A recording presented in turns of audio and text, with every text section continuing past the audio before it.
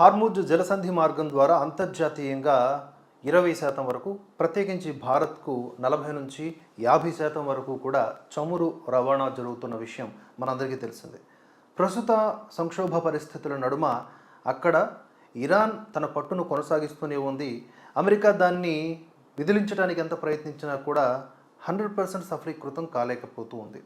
తాజాగా మరికొన్ని నిబంధనల్ని జత చేర్చి ఏది ఏమైనా సరే మా ఈ నిబంధనల్ని పాటిస్తేనే నౌకల్ని ప్రశాంతంగా పంపిస్తాం, లేదంటే దాడులు చేస్తాం అంటూ ఇరాన్ ప్రకటించిన సందర్భంలో ఏమిటా వార్త అనేది ఇప్పుడు చూద్దాం. ఇరాన్ ప్రస్తుతం ఈ మొత్తం వ్యవహారాలను చూసేందుకు పర్షియన్ గల్ఫ్ స్ట్రేట్ అథారిటీ PGSAని ఏర్పాటు చేసిందట. ఈ కొత్త నిబంధనల ప్రకారం హార్ముజ్ జలసంధి గుండా వెళ్లేటటువంటి ఏ విదేశీ యుద్ధ నౌక అయినా ముందుగా ఇరాన్ అధికారుల నుంచి ముందస్తు అనుమతి తీసుకోవడం తప్పనిసరి.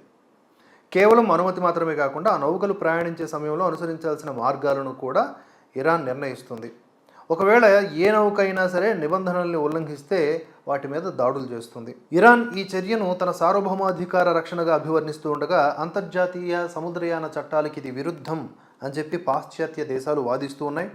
ఇరాన్ పెట్టిన ఈ నిబంధనల వెనుక ప్రధానంగా అమెరికా పైన ఒత్తిడి పెంచే వ్యూహమే మనకి కనిపిస్తూ ఉంది. అయితే ఇప్పుడు హార్ముజ్ జలసంధి గుండా ప్రయాణించేటటువంటి నౌకలకి అడిగే ప్రశ్నల్లో ప్రధానంగా మనం ఊహించవలసినటువంటి విషయాలు ఏమిటంటే, ఒకటి నౌక గుర్తింపు, నౌక పేరు, రిజిస్ట్రేషను, అలాగే ఏ దేశం నుంచి ఏ దేశానికి వెళ్తోంది, ఏ దేశానికి చెందినది, ప్రయాణ ఉద్దేశం, అదే ఎక్కడి నుంచి వస్తున్నారు, ఏంటి కథ, సరుకు వివరాలు, నౌకలో ఏముంది, ముఖ్యంగా చమురు లేదా రక్షణ పరికరాలు లాంటివి ఉన్నాయా, సిబ్బంది వివరాలు, ఎంతమంది ఉన్నారు, వారి పౌరసత్వం ఏమిటి, అలాగే సాంకేతిక వివరాలు, నౌక ప్రస్తుత వేగవంతా ప్రయాణించే మార్గం. దాంతోపాటుగా ఇరాన్ ఇప్పుడు ఆ మార్గం గుండా ప్రయాణించాలి అంటే రుసుమును కూడా తీసుకుంటోంది, అంటే టోల్ ఛార్జీ లాగా.